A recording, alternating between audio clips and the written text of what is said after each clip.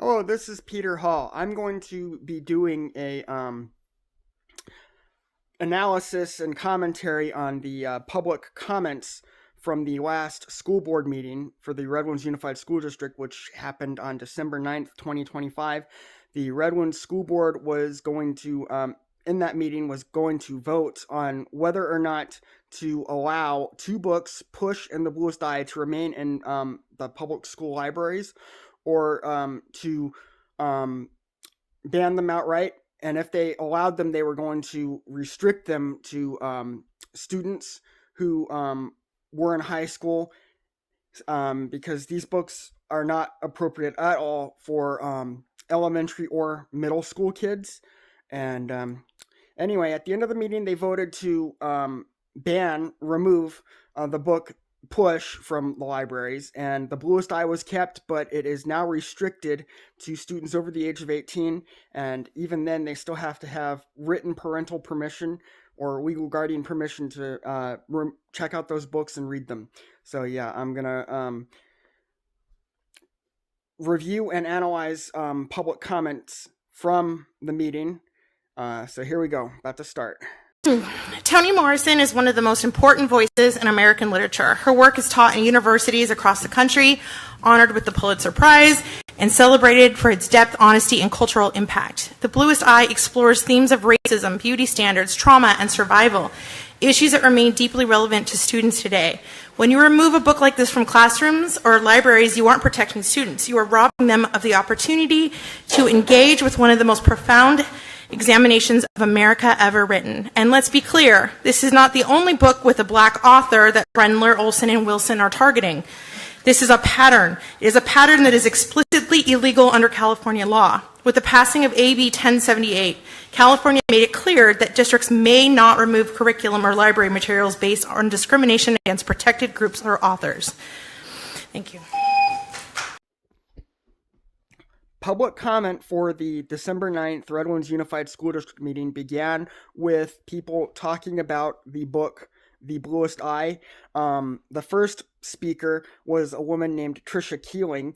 She is a member of a group called Together for Redlands. They claim that they want to that they represent all citizens in Redlands and residents of Redlands, regardless of their political beliefs, cultural and religious, and et cetera, whatever. They claim to represent all citizens and residents of Redlands, but what they really are is an LGBTQ and especially a transgender advocacy group. Anyway, like I said, the first speaker is a woman named Trisha Keeling. She is advocating for the book The Bluest Eye, written by a woman called Toni Morrison. That is a pen name. Her real name is Chloe Ardelia Wofford. So from a professional sense, yes, it does make sense that she would change her name to make it Toni Morrison is more pleasing to the ear than her original name, Chloe Ardelia Wofford. So yeah, but Trisha Keeling is advocating for the book The Bluest Eye, which is about a girl named Pecola Breedlove who is being sexually abused by her father, and the book is pornographic because it is written from, at least some of it is written from the sexual predator's point of view, her father, and other sexual predators featured in the book are a priest who uses candy to distract little girls while he molests them. But yeah, so Trisha Keeling is defending the book. She claims that the desire to remove it from school libraries is based on racism and sexism because the author is a Black woman, and the fact that she's a Black woman is incidental. Okay, people who want these books banned, at least most of us, don't care about race. Nobody who spoke out against the book The Bluest Eye and wants it removed from the school cares that the author is a Black woman, but everybody in the group Together for Redlands cares. That is supremely important to them that this author is a Black woman, and they make repeated references to that fact. So, like I said, the fact the author is a Black woman is incidental. It does not matter to us. The content of the book is what matters.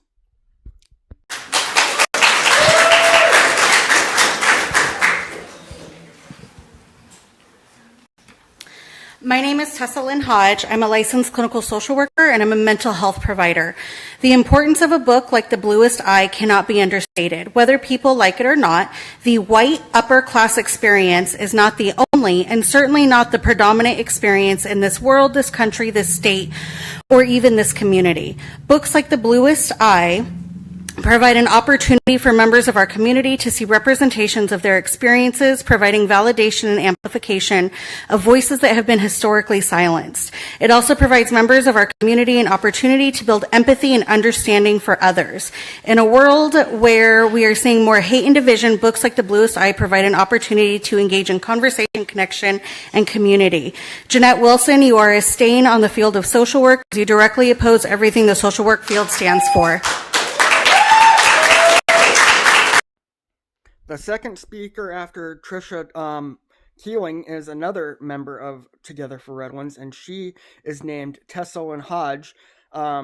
She says that she's a licensed clinical social worker and a mental health provider, and in her statement, she basically says that the only reason people against the book want to get The Bluest Eye banned is because they're white, middle class, etc. And she basically says she says in her statement the white middle class experience, and it doesn't matter what your socioeconomic status is, you can be a victim of sexual abuse. It doesn't matter about what your social and economic status is. It doesn't matter what your race is. It doesn't matter what your gender is, what your biological sex is, because men and women, boys and girls can all be victims of sexual abuse. But people like Tessa Lynn Hodge and other members of Together for Redlands think that this thing can only happen to poor people of color, and it's ridiculous.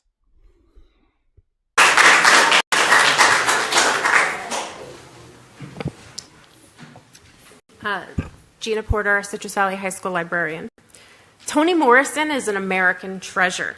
She's won the Nobel Prize for Literature, the Pulitzer Prize, the Coretta Scott King Award, and the Presidential Medal of Freedom. Her works are frequently referenced in the AP Literature test, with The Bluest Eye specifically referenced in 2008, 2009, 2016, 2019, and 2022. The Bluest Eye was published in 1970 and has been in the RUSD high school libraries in some form since at least 1997 with no issue. It is not required curriculum. However, if you've ever read this book, you would see that it is a beautifully written piece of literature that employs numerous complex literary devices that are meant to challenge readers to their fullest potential.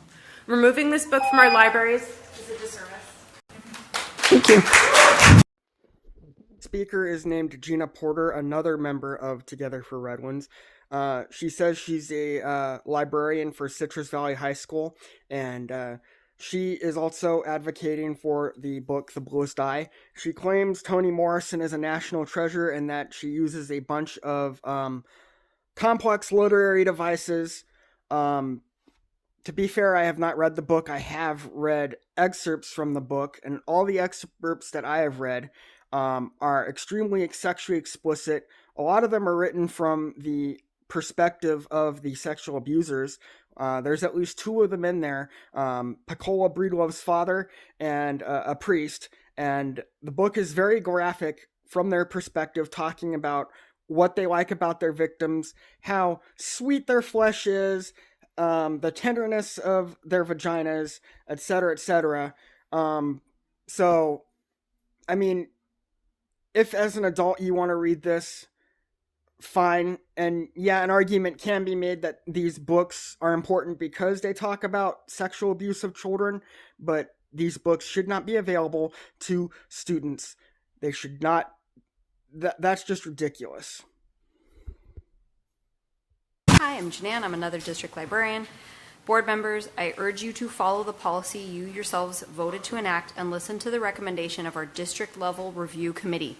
They are educated professionals who found that the books under review must remain in our libraries. These books are not pornographic. They are raw, powerful narratives of trauma that reflect the harsh realities many of our students unfortunately do face. The graphic depictions are necessary. A sanitized version does nothing to help a student process their own reality or build essential empathy. Our district prides itself on equity. For many students, our school library are the only places they have to get these materials. Furthermore, Toni Morrison's The Bluest Eye is a College Board AP recommended book. The current policy allows concerned parents to restrict access, yet one parent's only done that. Do not bend the knee for a policy that the majority of our community voice they don't want. The fourth speaker says her name is Janan. No last name is given. She also says she's a school district librarian. She is another member of Together for Redlands and is advocating for the book, The Bluest Eye. Her defense of the books claims that a book review committee appointed by the school board has recommended that the book, The Bluest Eye, remain in the school library, although they do suggest that it should be restricted. And while that does sound reasonable, the school district is not obligated to obey the book review committee's recommendation, but everybody in the group Together for Redlands seems to think that they are. The school board has two options. They can choose to implement the recommendation by the committee, or they can choose to disregard it. And for the book, The Bluest Eye, they chose to follow the recommendation. But for the book Push, they chose to remove it from school libraries altogether. And if you're upset about that, if you're on the book review committee and you're upset that the book Push was removed and not kept in school libraries, then you have two choices. You can either continue to stay on the committee and make your recommendations, give your expertise, etc., or you can quit. I don't care.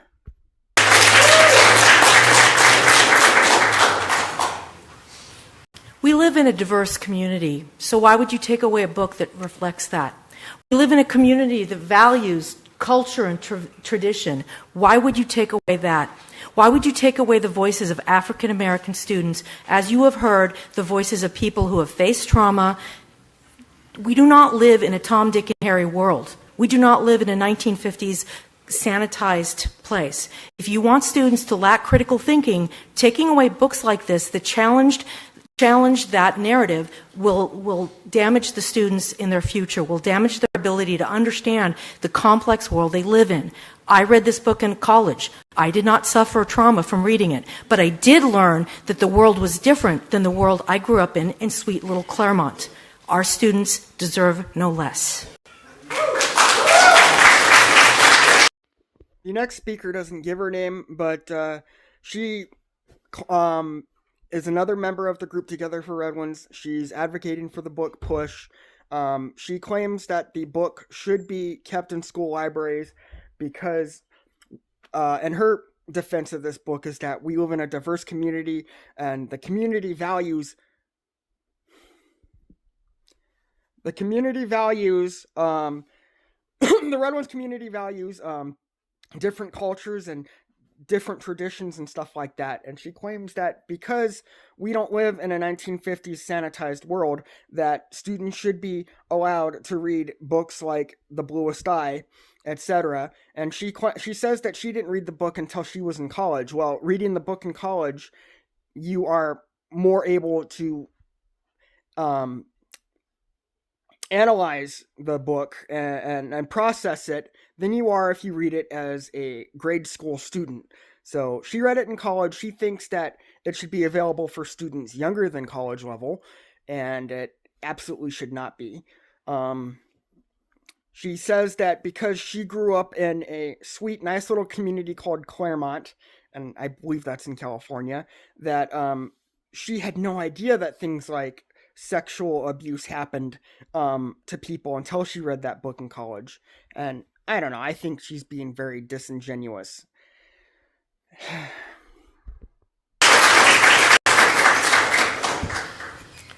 The Bluest Eye is one of the most important works of American literature.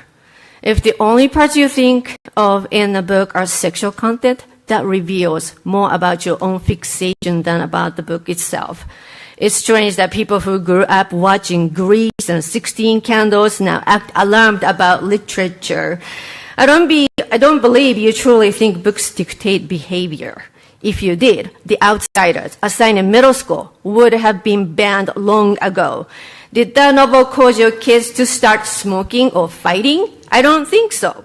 This school board is incompetent. Your focus is on removing books instead of addressing issues that would actually help our students.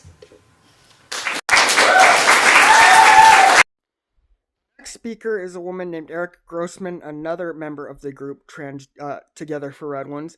And like the others, she's advocating for the book, The Bluest Eye. In her statement, she claims that anybody who opposes these books, because we think they're pornographic, there's something wrong with our minds. She says that, and she's wrong. She says that we have the sexual fixation. She's wrong. She also references movies like Grease, 16 Candles, The Outsiders, which is also a book. It was a book before it became a movie.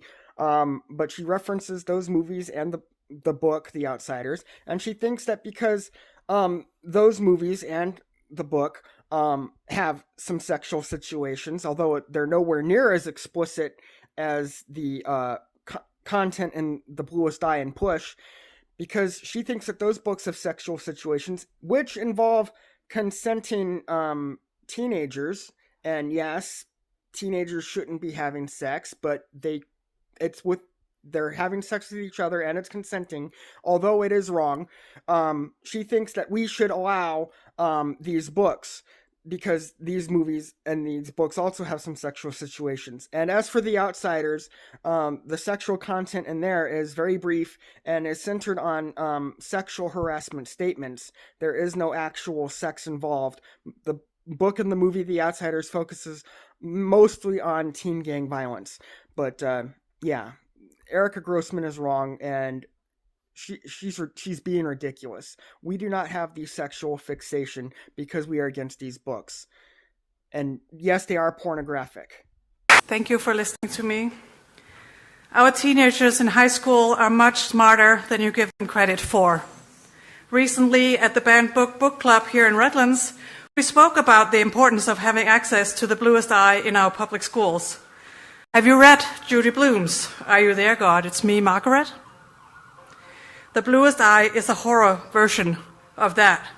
If you had actually read it, you would see exactly what I mean. I don't know if you're aware of what a red herring is, but banning books after a committee has already decided they belong in the high school libraries is a damn big herring. Spending valuable time and soon-to-be lawyer fees on this non-issue takes away resources that the board could spend on dealing with actual serious issues like pervasive proof abuses. The next speaker is a woman named Sue Heedy, another member of the group Together for Redlands. In her statement defending the book, The Bluest Eye, she mentions the book Judy Blume's Are You There, God? It's Me, Margaret, and even acknowledges, in her own words, she states that The Bluest Eye is a horror version of Are You There, God? It's Me, Margaret. But she still defends the book. She says that students are smarter than we give them credit for, and they should be allowed to read books like this, even though they have terrible content in them. She also mentions the literary device red herring, which is used in books to distract the audience. Make the audience think something is going to happen when actually the author is going to set up something else. She says that the board voting on whether or not to ban these books when there are other things that she thinks of are more important, she says that's a red herring. I think she's wrong. I think these books should be banned. One of them is restricted. It's still available in the library, but is restricted. The other one is banned. Push is banned. The Bluest Eye is allowed, but still restricted.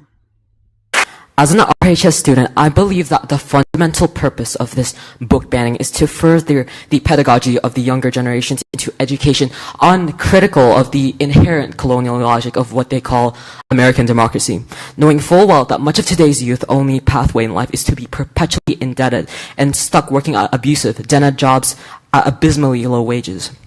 The Bluest Eye is one of the many books that confront the history of our oppressive reality and its many shades of racism and patriarchy, and while heavy in its exploration of these themes, reflect a reality that conservatives are afraid to deconstruct. The fact that so few students come to these settings, despite being the most affected, demonstrate a fundamental contradiction in our social political order, and either we look beyond mere compromise and work towards efforts that are completely transformative and not. Thank you. The next speaker is a transgendered Asian high school student. They are male, but they present as female. He's calling himself Aya. He calls himself Aya. I believe he is the son of Erica Grossman, but I'm not sure. Anyway, in his statement defending the book, The Bluest Eye, he rants about America, imperialism and colonialism, and talks about how students are being set up to work a lifetime of debt slavery, which I believe is true. But I don't know how he can correlate that to his defense of the book, The Bluest Eye. Like I said, he rants and raves about white American colonialism and imperialism, talks about how students are being set up for debt slavery for their entire lives, which is true, but really has no business being in a conversation about the book The Bluest Eye, except he's talking about how, like, the Bluest Eye is about white racism and stuff like that. The book takes place during the era of segregation. It takes place in the 40s, but the real villains in that book are Pecola Breedlove's family, who are black. Her father is abusing her, and her mother does nothing to stop it. Her mother also physically abuses her too. So the villains in that book are her parents, not white supremacy, even though it does take place during the era of segregation.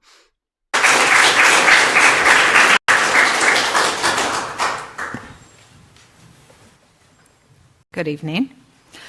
The Bluest Eye and Push, which are being reviewed today, are not pornographic. They are raw and powerful narratives of trauma, stories that reflect the horrific consequences of abuse, assault, addiction, and systemic injustice.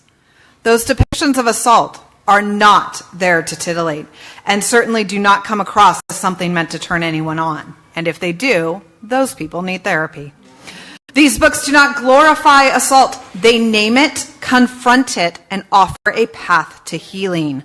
Reading materials do not make students enact scenes that they've read, but sanitizing reality does not protect our kids. It leaves them more vulnerable and less equipped to discuss things that happen to them, around them, and to people that they care about. The next speaker is a woman that I don't know the name of, but she's also another member of the group Together for Redlands. And in her defense of the book, The Bluest Eye, she echoes Erica Grossman's statements about how anybody who opposes this book or the book Push are mentally deranged somehow. She claims that the book, The Bluest Eye, is not pornographic, and that the book The Bluest Eye and Push help name and shame sexual abuse and the people who perpetrate it, and that they help victims of it find healing. I don't know. I think anybody who has been sexually abused as a child or whatever, even if they were abused as an adult, if they read the detailed depictions of abuse committed against children, they would not find that healing. As I said before, many segments of the book, The Bluest Eye, are written from the perspectives of the abusers. Pecola's father and a pastor who uses candy to distract and placate little girls while he molests them. It describes their thoughts, their actions, their sensations. That is pornographic. Good evening, Jermaine Miles. You have a policy that you put into place, and the committee did what they were supposed to do, and I feel it very important to abide by their recommendation. I also feel it very important to point out that there is and has been a process in place where parents can opt their children out of reading these books. We keep hearing about parental rights, but banning books for which parents already have the right and the ability to deny their children access, you are denying my parental right to allow my child to access these books. And we also hear the word about freedoms, and freedoms are being taken away. You're taking away my freedom to, again, allow my child to read this book when parents have the freedom to block those books from their children's access. Please don't let this happen.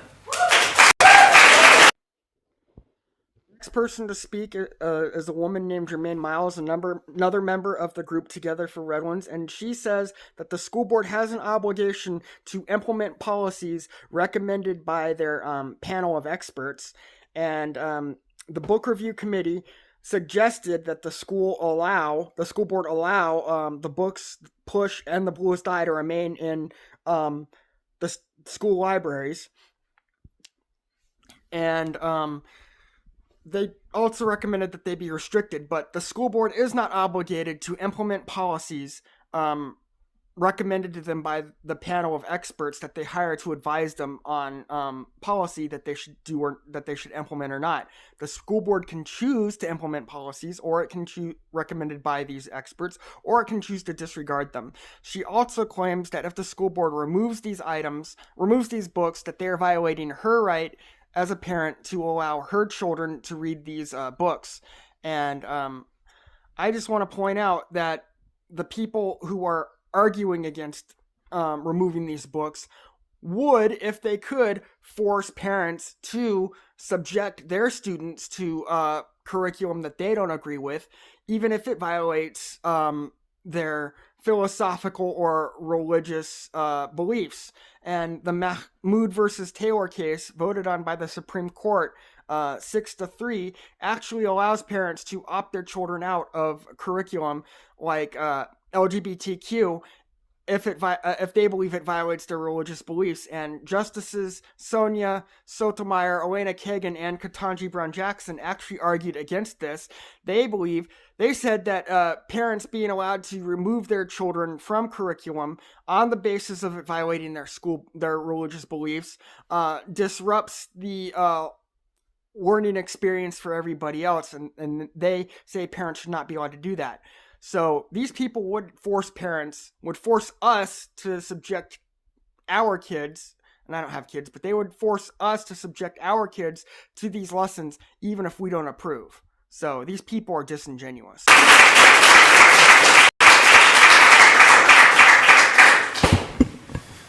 In 2017, PBS interviewed an English teacher named Shakima Silveri, who has integrated the Bluest Eye into her lessons and said it has resonated so greatly with some students that they were able to open up about sexual abuse they or loved ones had suffered. She said about teachers' relationships with their students, books allow us to help them heal in ways we as educators couldn't help them heal on our own. If any students or teachers tonight share with you equally deep value from reading this book, will that convince you to back off? The committee assembled to review this book, following the guidelines you created, did not recommend removing it. Previous evaluators have concurred.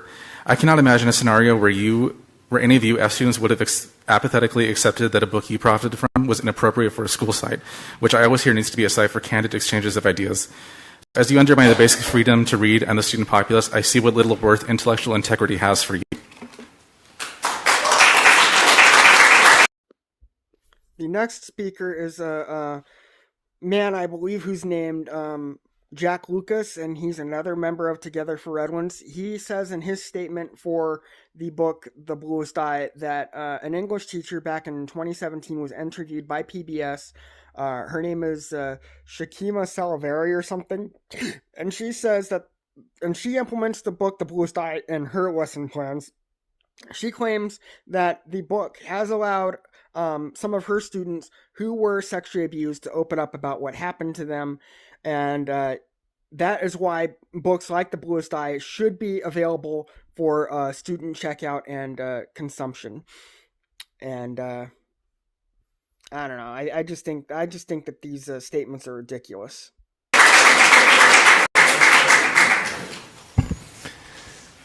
Incest and rape is what this book talks about. Crawling on all fours toward her, he raised his hand and caught the foot in an upward stroke. Piccola lost her balance. His mouth trembled at the firm sweetness of her flesh. He closed his eyes, letting his fingers dig into her waist. A bolt of desire ran down.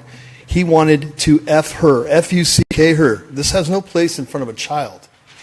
What are we thinking, man? But the tenderness would not hold. The tightness of her vagina was so round. Dude, this is just stupid. Why would we put this in front of a child? Where's the common sense? Pedophilia from a church pastor. With two little girls, while justifying his behavior before God, he gave them mints. That would distract them, and then he could touch them between their legs. Yeah, that's good. The next speaker is a man named Jonathan Marcus, who's not a member of Together for Red Ones. I think he's a member of the group Awaken Red Ones, and he reads an excerpt from the book The Bluest Eye, written from the perspective of Piccola Breedlove's father, talking about how he grabs her and pushes her off balance, how he wants to F her, and stuff like that, and the descriptions of the book, which he sanitizes slightly, are very pornographic. And people like Erica Grossman and others say that we're the ones who have degenerate minds for thinking that there's something wrong with these books. These people are the ones who are sick. Daddy put his pee-pee smelling thing in my mouth, my pussy, but never hold me. I see me first grade, pink dress, dirty sperm stuff on it. No one combs my hair. These books shouldn't be in the school, but they are. And the whole book ban thing is stupid because you can still go to Amazon and get these books. You can still go to the Redlands City Library at Smiley Park and get these books. So the whole book ban argument is stupid. It's not real. Speaker is my twin brother Joshua Hall, who also read a brief excerpt from the book The Bluest Eye. It describes oral sex that Piccola Breedlove does to her father.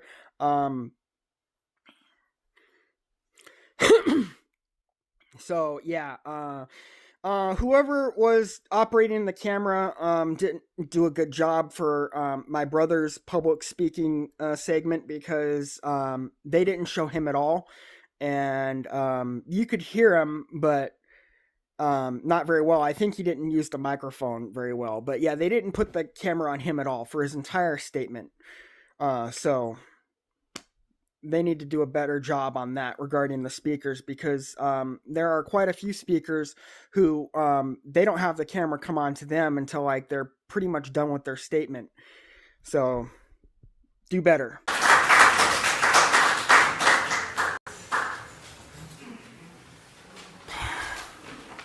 Yeah, as my brother said, the whole book ban argument is ridiculous. These books are not being banned just because they're being removed from a school library. You can still get them in other venues, and you can read them if you want.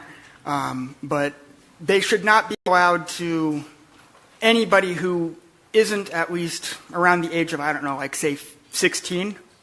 How about that? How about you should be at least 16 years old to read this book?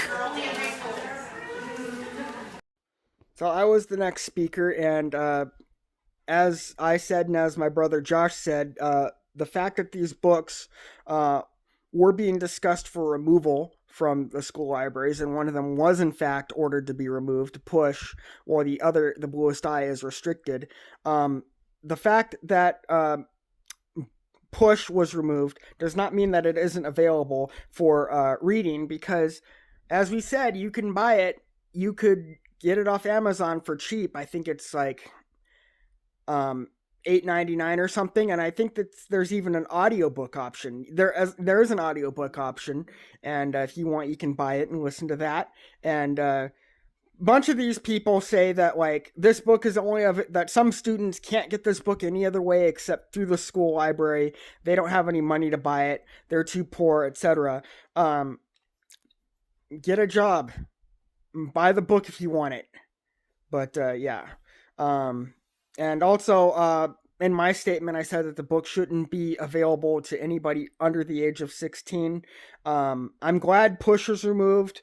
The Bluest Eye is restricted to students over the age of 18, and they still have to have written permission by their parent or legal guardian before they can check it out. But yeah, and some people in the background heckled me when I said that the book should be available to students over the age of 16. They said that it is available only to high school students. And okay, so but just because it's officially available only to students at the high school level, that doesn't mean that younger students could get their hands on it. Pornography is only supposed to be available to people over the age of 18, and basically, if you go to a pornographic website, you have to basically just say, I am over the age of 18, and yeah, like, that works out in, like, not allowing people younger than 18 to view pornography, because nobody ever lies about how old they are.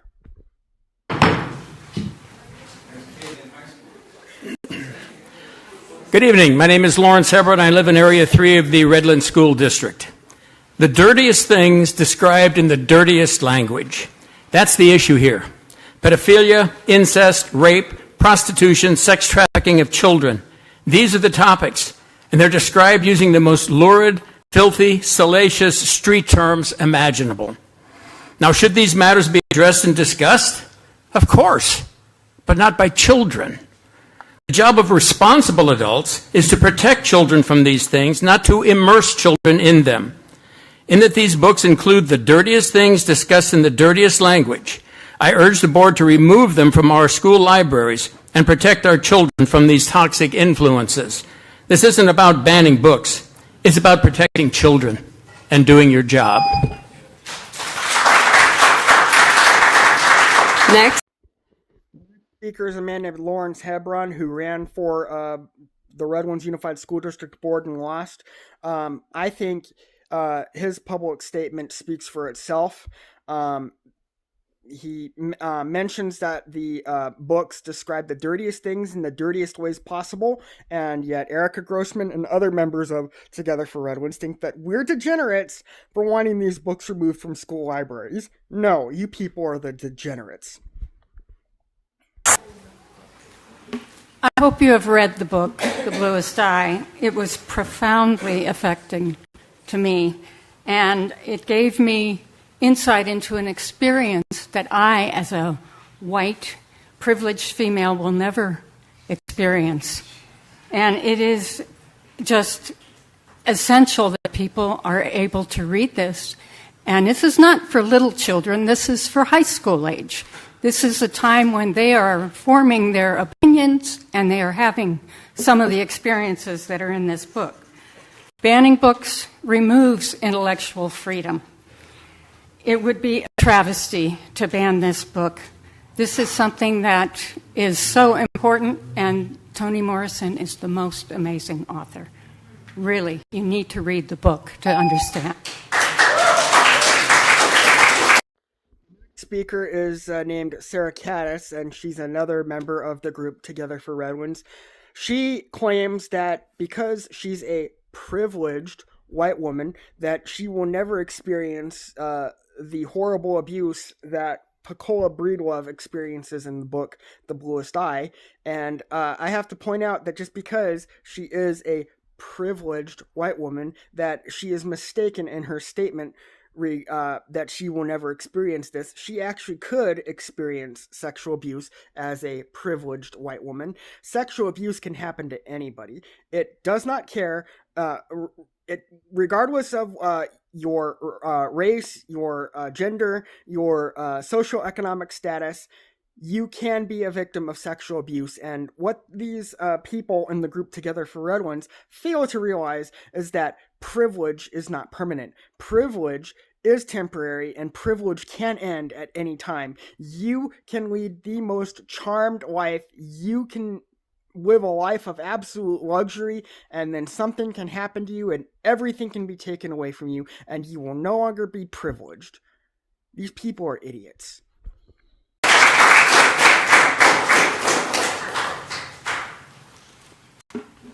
All right, I'm Aaron Fernando. I thought you were only banning pornography, because a Nobel Prize-winning novel is not pornography. Seriously, go into a porn shop. Ask them for The Bluest Eye. Tell me what they tell you. You'll get laughed out of the place.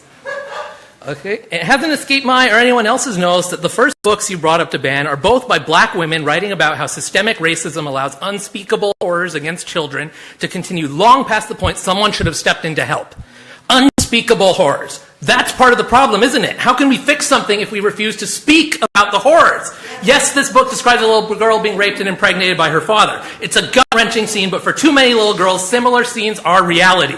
This novel was set in Ohio in the 1940s, but just a few years ago, a 10-year-old in Ohio had to flee the state because she'd been raped by her father. Not by her father, sorry, because she'd been raped and had to have an abortion.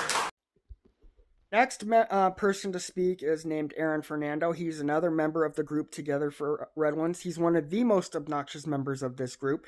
And in his statement defending the book The Bluest Eye, he claims that because it's not sold in pornography and pornographic adult bookstores or whatever, that it's not pornographic. And yeah, I think he's going off the assumption that pornography has to be visual, and most pornography is in fact visual. It's videos that you can like buy at adult video stores, you can see online, etc.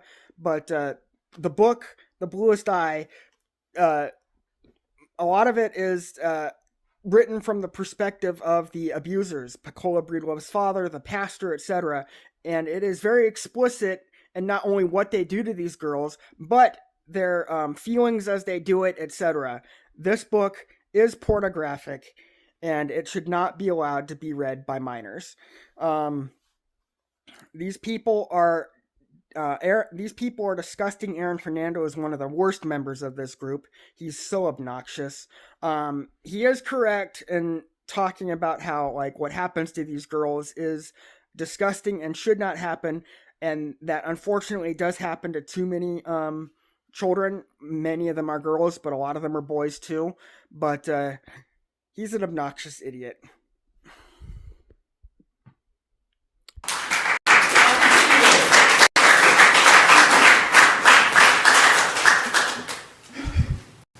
Mike Paisner, as someone who has worked professionally in the safety field and earned the designation of a certified safety professional, let me advise you that banning books and stifling conversations about sexual abuse guarantees that sexual abuse will continue in our schools.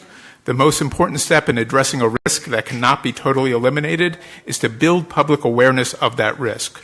We need to inform and empower people to identify and speak up about sexual abuse. Banning books about sexual abuse is the exact opposite of what we should be doing to address Redlands' troubling history on this topic, and guarantees that abuse will continue to plague us for years to come. That will be your legacy, Ms. Rendler, if you are the third vote to ban books. Silence the discussion the community needs to be having, then you will be the one that lays the groundwork for sexual abuse to continue in our schools. Next speaker is a man named Michael Paisner, another member of the group Together for Redlands. He claims that he's a certified safety professional, and he claims that banning books like The Bluest Eye and Push is wrong because it will stifle discussion about topics like child sexual abuse, and that these books draw awareness to this unfortunate situation. And what he fails to acknowledge is that children can be made aware that these problems exist without having the opportunity to read about it from these sexually explicit books that, like I said earlier, are written in a lot of segments from the perspective of the abusers. And it's just disgusting, the lies that these people will spout to defend content like this. Yes, Dale Broom, Dr. Dale Broom, Area 1.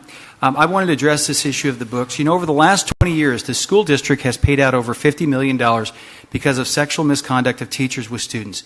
And now we're on probation with the California Department of Education and the Attorney General's office for numerous Title IX violations associated with sexual misconduct of teachers with students.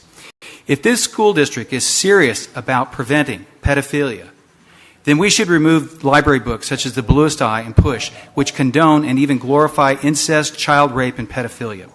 These books are so sexually graphic. You can teach a lesson and you can teach things about these subjects without having to be this sexually graphic, but they are. This book is very sexually graphic. It includes rape, sexual touching, masochistic, sex acts with children. And this is resulting in multiple pregnancies. The next person to speak is Dale Broom, Dr. Dale Broom.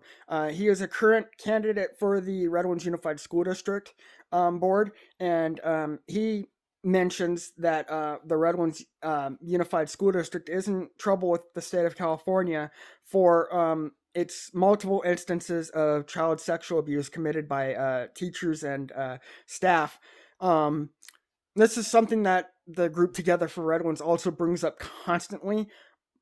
They pretend to care about stuff like this, but they advocate sexualizing children by advocating for allowing children to transition themselves without parental knowledge and approval. And parents shouldn't really give their children permission to do this anyway, even if they know about it and approve. Anybody who allows children to transition is committing child abuse. Or if, especially if they coerce it, if they just allow it to happen, it's negligence. But yeah, he mentions the legal problems with the school district regarding sexual abuse committed by teachers and staff. He says that we have like $50 million lawsuit against the school district. He also says that we can talk about subjects like this without allowing books that are explicit and depict it to be read by minors.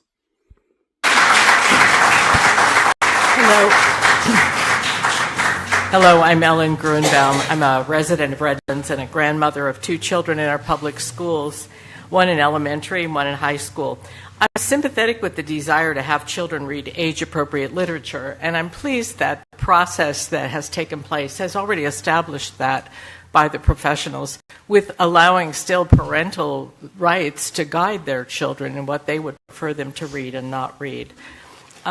When I taught at Cal State some years ago, I included the Bluest Eye in the college curriculum of one of our courses. And college students, of course, can be as young as 17 or 18 as well. But it was very successful as an assignment. We found that it was an important opportunity for many of our students to develop a sense of empathy, to understand about trauma. It stimulated conversations. The next speaker is a woman named Ellen Gruenbaum, I think, and she mentions that she is a grandmother of 2 students in the Redlands United School District, and she also says that she used to teach at Cal State, and that when she taught in Cal State, she included the books like The Bluest Eye in her curriculum. She claims that she's sympathetic to the desire to restrict books like this to age appropriate reading levels, and says that the school board should listen to the recommendations of the book review committee because they're the experts. She seems to be one of the most reasonable members of the group Together for Redlands, but once again, the school board is not obligated to implement recommendations by the experts. They can listen to the recommendations and they can choose to implement them or disregard them. And if your recommendations are disregarded, that's just tough luck for you. Okay? Just because you're an expert does not mean that whatever you say has to be done. You are there to advise. You are not there to do.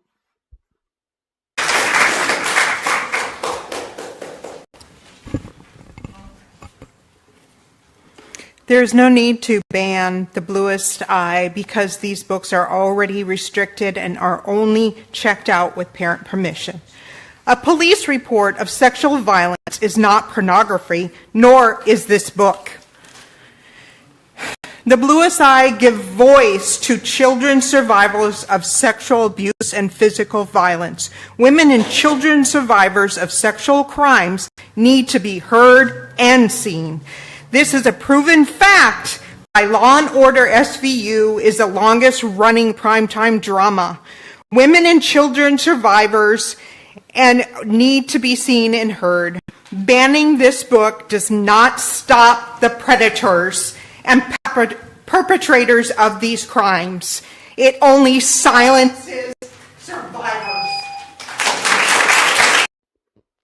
The next speaker, I don't know the name of, but she's an older woman. She's also a member of the group Together for Redlands, and she claims that because these books are already restricted, Push and the Bluest Eye should not be removed from school libraries.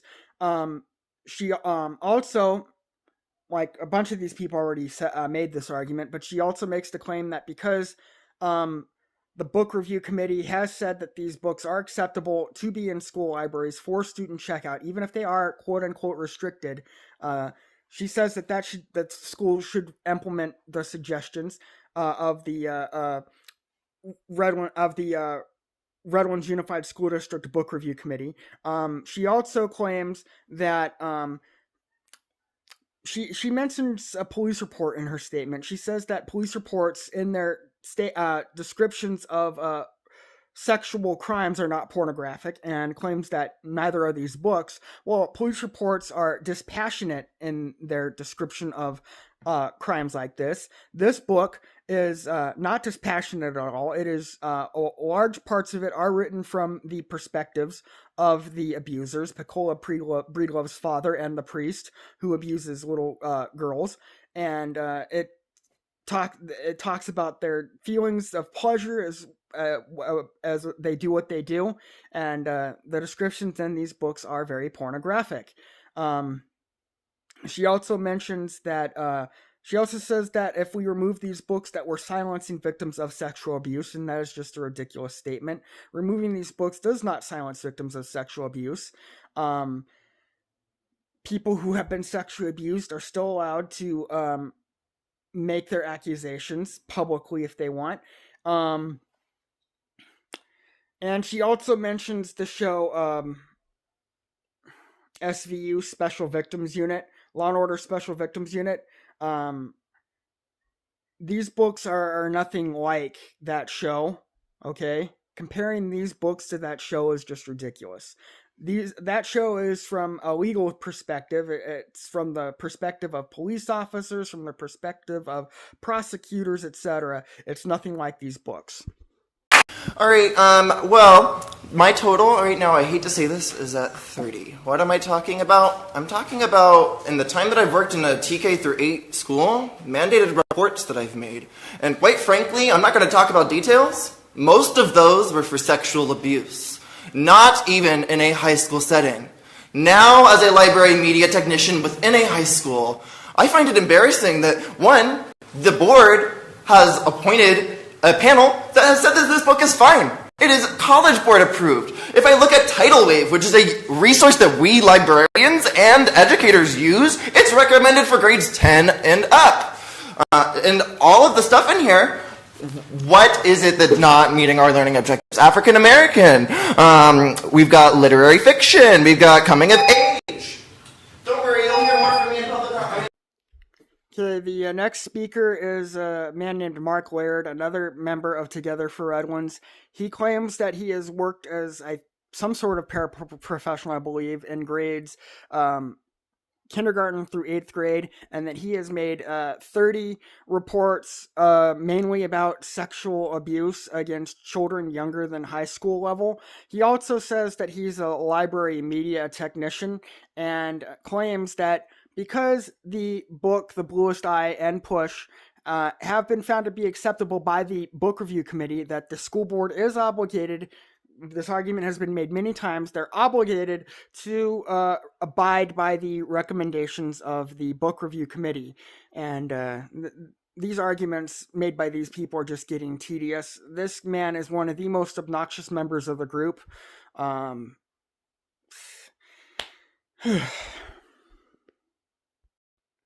He also claims that nothing about these books is educational from an educational perspective, and claims that because the characters in these books are African American and the authors are African American females, that fact alone is evidence of their literary value. This man is ridiculous. the members of the group Together for Red Ones, their arguments are ridiculous. I'm Jessica, in Area 2.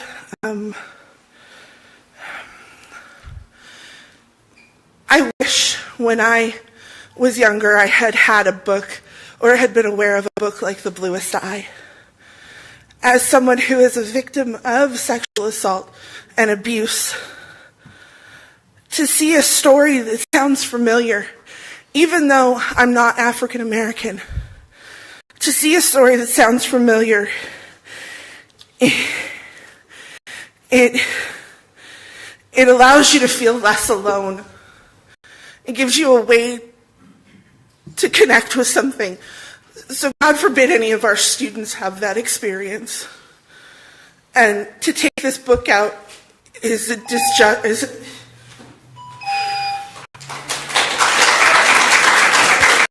Next speaker is a woman named Jessica, don't know her last name.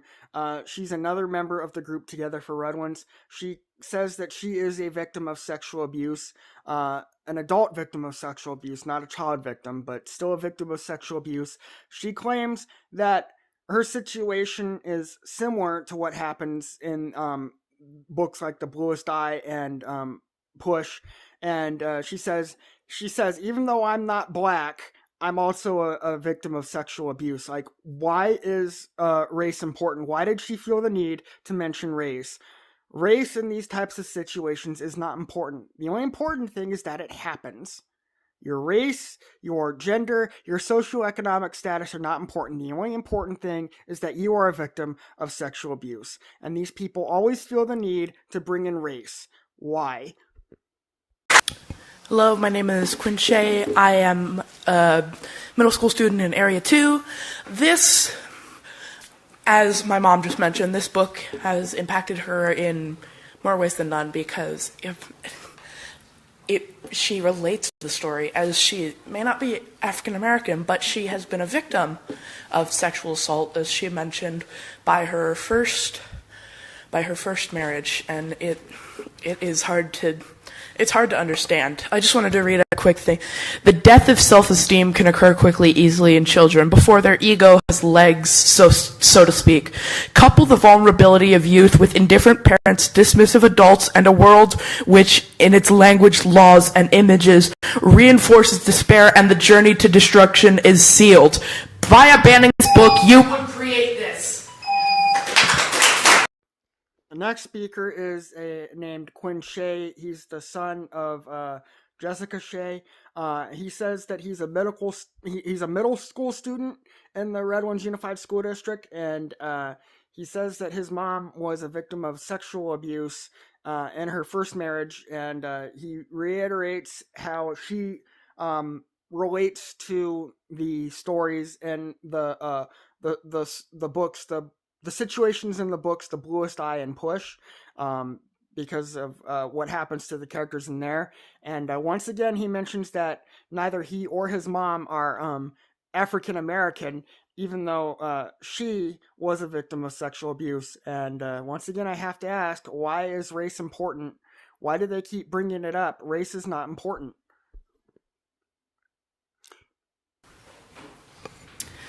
Good evening. 50 seconds isn't really enough time. I was going to speak on behalf of students. I normally speak on behalf of parents in these meetings. I will say, as a black woman, banning these books, discussing these books as though they are only about sexual acts and not talking about the racism. As we look out in the audience, we are not reflected the way that we actually are reflected in the district. I hope to speak more about this later, but the fact that the two first books that you brought were books by women of color speaks volumes. I will not take away from my students' voices by trying to rush through what they wrote. I hope to be able to read their statements later. Next speaker is a woman named Samantha Tran, and she uses her status as a black woman to try and guilt trip the school board into keeping The Bluest Eye and Push on the library shelves. A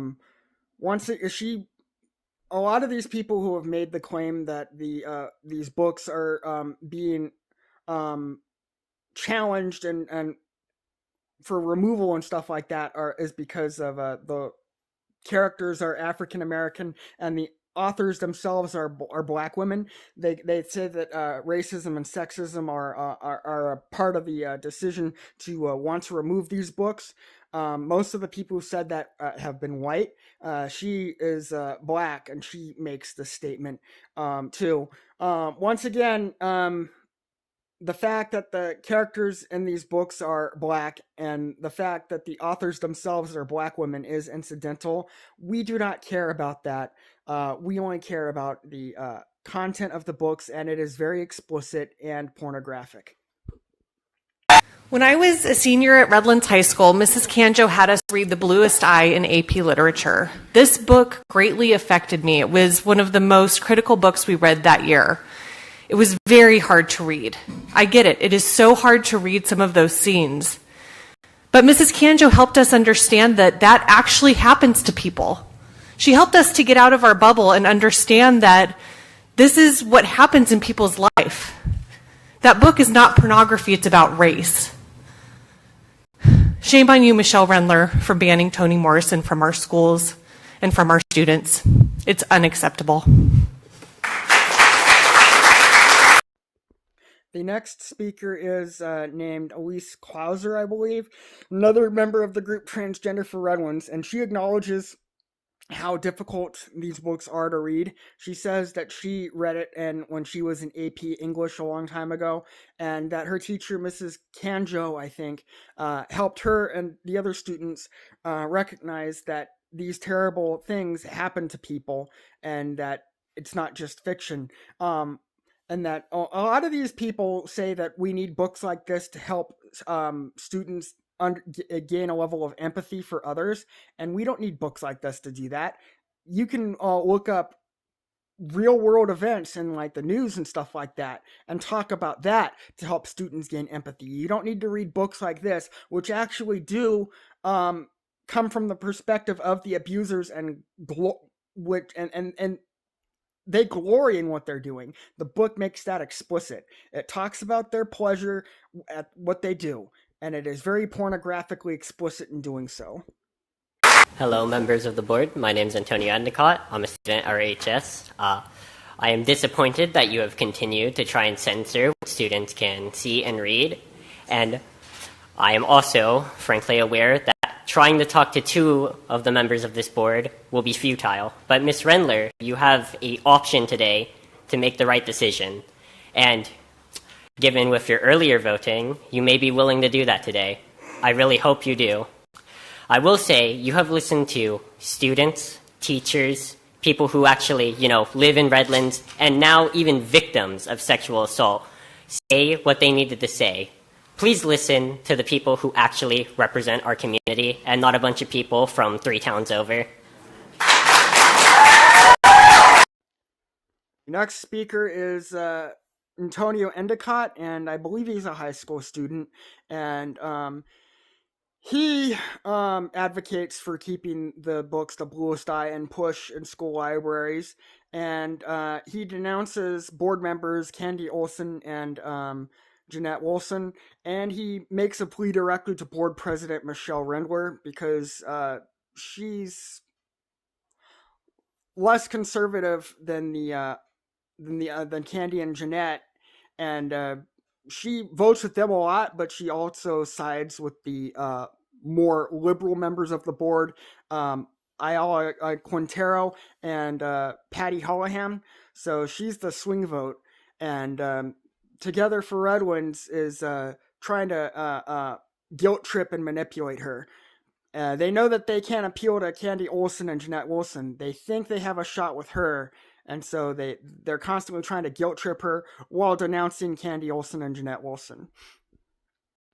He also makes the claim, and it's a very spurious and ridiculous claim, that people outside of Redlands, even as far as 3 towns over, are coming to these meetings, and nobody that spoke at the last Redlands Unified School District meeting was from out of town. Certainly not anybody that spoke against the book the books Push and The Bluest Eye, but he says that they came from out of town. That is a spurious and ridiculous statement.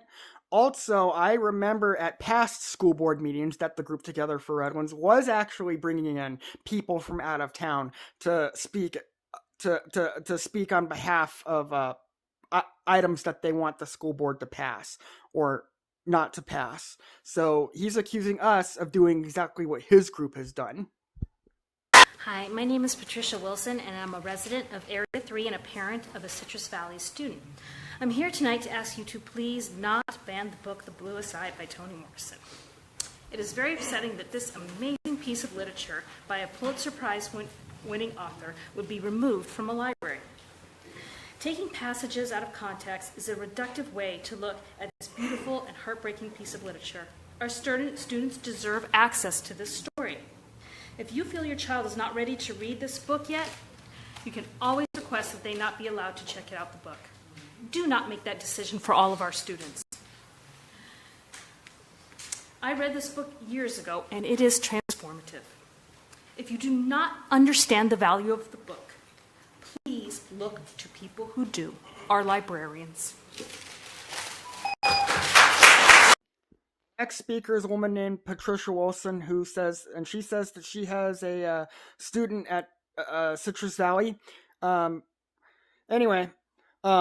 She is another member of the group Together for Redlands. She claims that wanting to ban the books, The Bluest Eye and Push is very upsetting, and claims that because Toni Morrison is a Pulitzer Prize winning author, that this is proof that this book has literary value. She says that if we don't understand the value of this book or other books like it, that we should trust the judgment of the librarians. And I don't agree with that statement at all. The librarians and the experts, they're there to advise. They're not there to implement policy. And if the school board decides to go against the recommendations of the experts, that is their right. The school board can listen to the experts and do what the experts recommend, or they can disregard what the experts say and go against them. They're not breaking the law by doing that. Also claims that we're wrong for reading excerpts from books The Bluest Eye and Push out of context. We're wrong for doing that. She says that the entire book, that the entirety of these books need to be read, and I make this promise to the group Together for Redlands. I will read the entirety of both of these books, and I will do a podcast on them. I will read a chapter, and then I will do an analysis of that chapter, and I will read the entirety of these books. You have my promise. You keep saying we should read the whole book. Well, I will read the whole book and talk about it.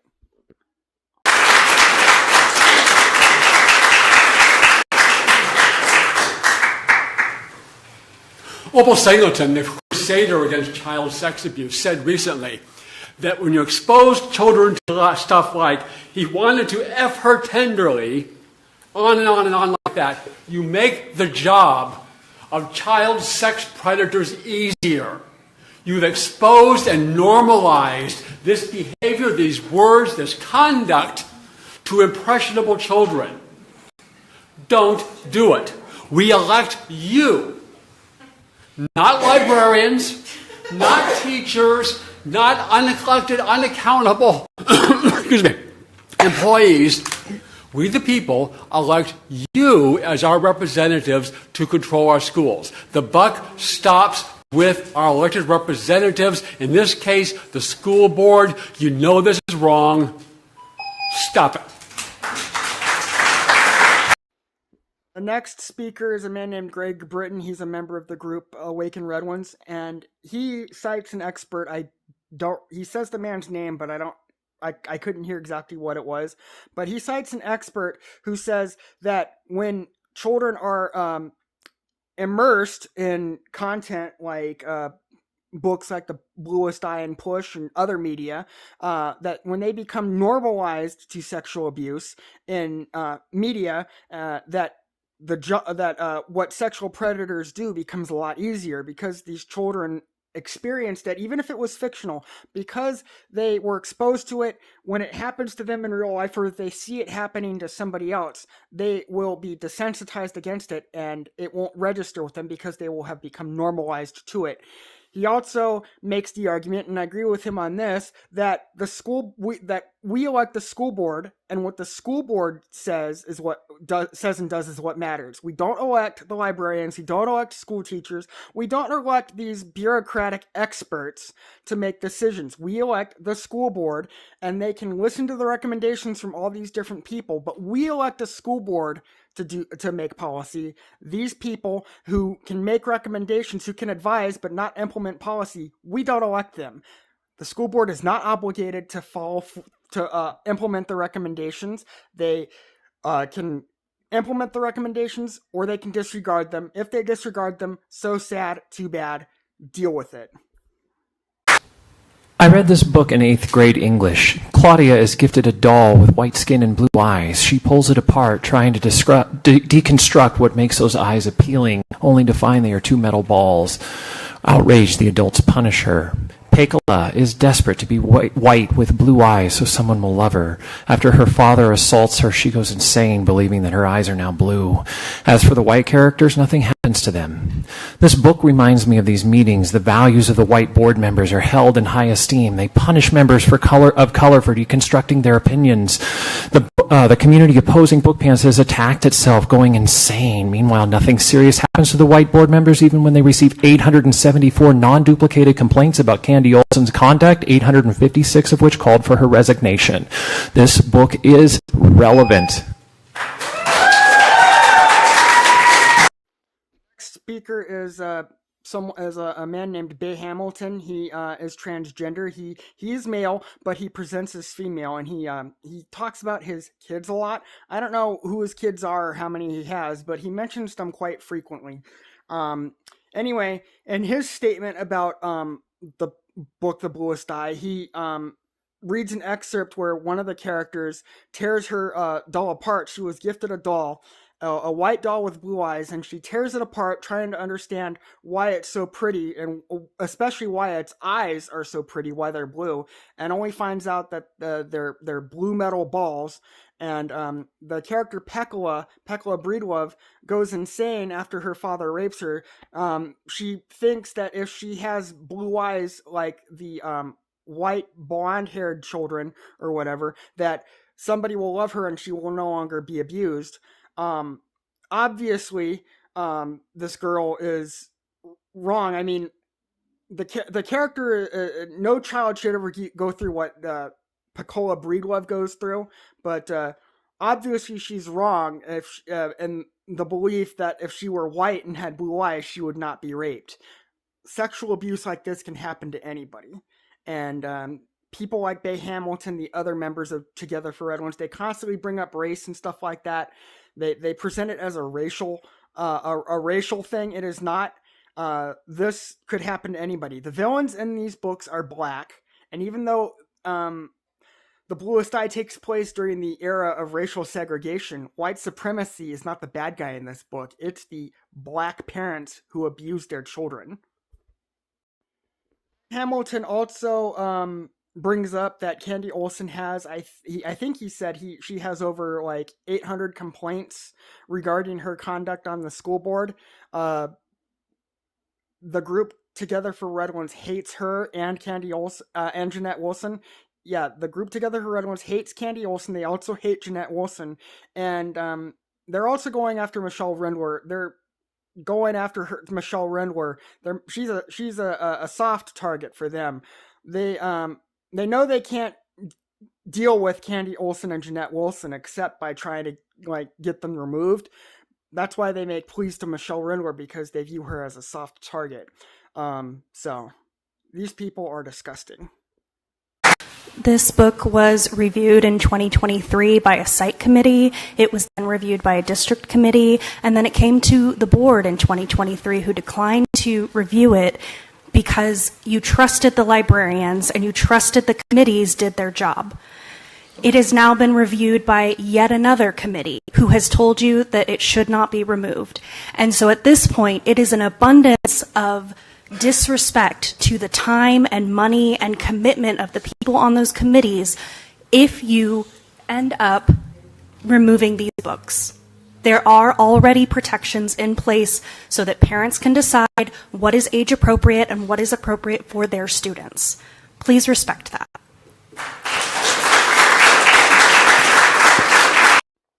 Next woman is a member of Together for Red Ones. I don't know her name, but she makes yet another argument that because these books were reviewed multiple times by various committees before ever even reaching the Redlands School District. They were reviewed by committees at the state level or the county level, I believe.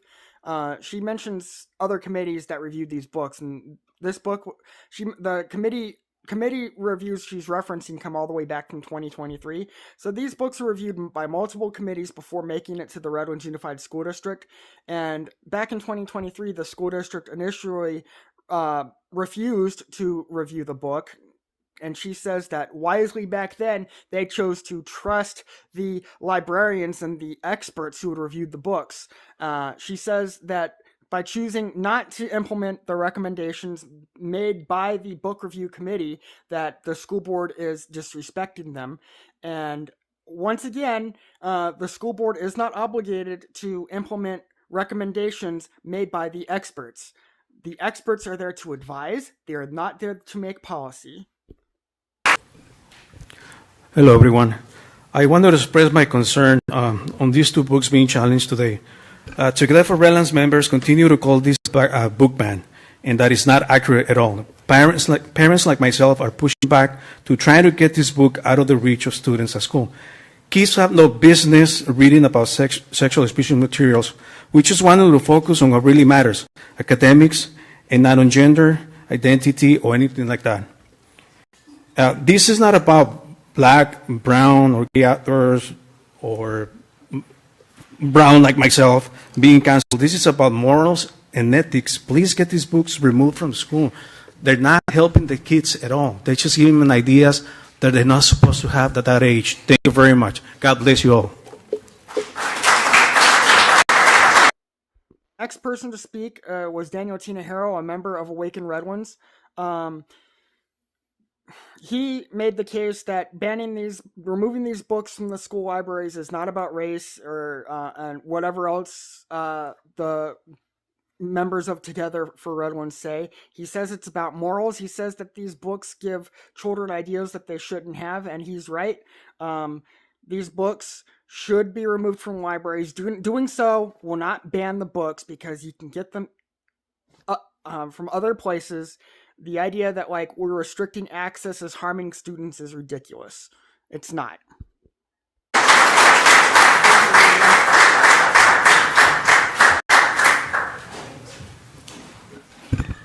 My name is Susan, and I want to talk about how this affects people who have already been molested. This is very triggering. It can cause people to disassociate who are reading this. It is very harmful. The effects of sexual abuse and pornography on kids has been very well documented, and this is one of those things that is triggering and can cause people very great harm. I want to say that there was an Instagram post recently stating how important these two books are, The Bluest Eye and Push. Yes, they are crucially important to the people who want to sexualize our children and for their own exploitation. The next person to speak is an older woman named Susan. I don't know her last name. She is a member of the group Awaken Red Ones, and she makes the claim. She says that the books like The Bluest Eye and Push, if they are read by people who have experienced sexual abuse, that it can be very traumatizing for them. They can disassociate. She also says that the group members Together for Red Ones say that us wanting to remove these books from school libraries makes us sexually degenerate. Well, Susan said, and I agree with her, that them wanting these books to remain in the schools makes them sexually degenerate. I agree with that.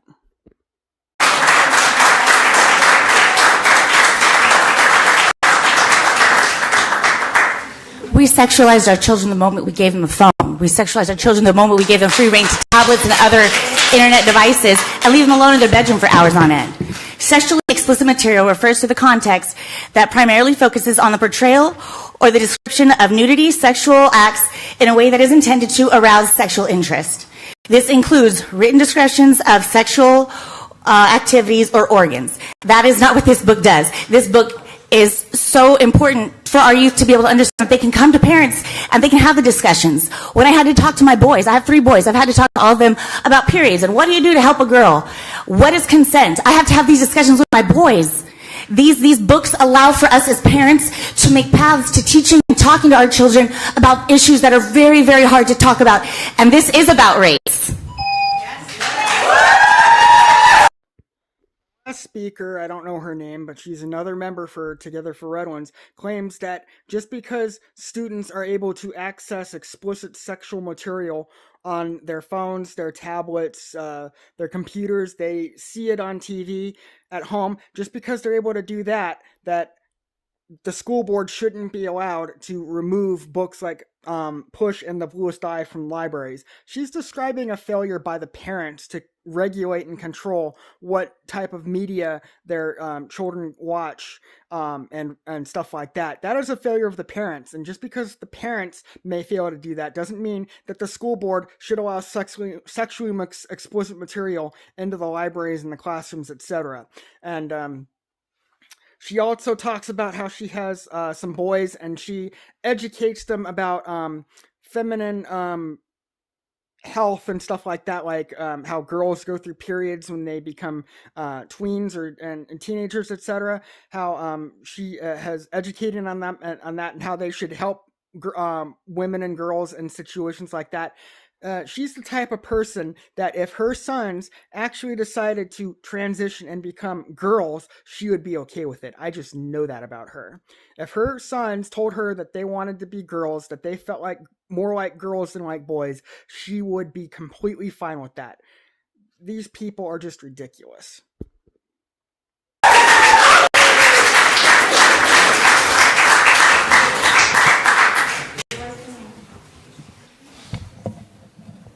The hearing is now closed.